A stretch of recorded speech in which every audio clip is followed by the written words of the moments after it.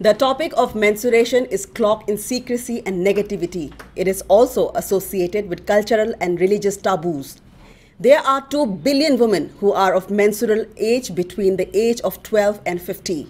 A campaign called Break the Silence and Celebrate the Red Droplets is trying to create awareness and break the silence around menstruation. The campaign is headed by Urmila Chanam, a gender rights activist from Manipur. Based in Bangalore, her work on female hygiene won her the Ladli Media and Advertising Award for her article, "We Don't Talk About It, the topic of menstruation in rural Maharashtra, a major deterrent in achieving menstrual hygiene." The campaign is widely publicized in social media networks along with seminars and walks. It has also caught the attention of US media as well. Her campaign was made into a special feature on America's longest-running women's program, KBOO Bread and Roses, on the 24th of May.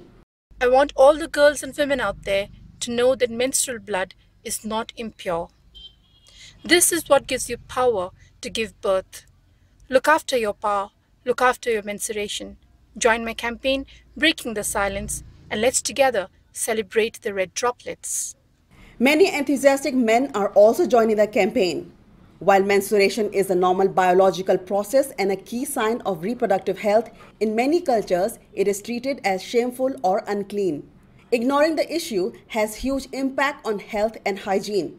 In economic terms, it means loss of productivity as many women are out of school or out of work for 6 days average a month. The campaign, Break the Silence and Celebrate the Red Droplets, is aiming to bring a revolutionary change in women healthcare and hygiene, with the aim that one day every woman enjoys the fundamental right to live with dignity and pride.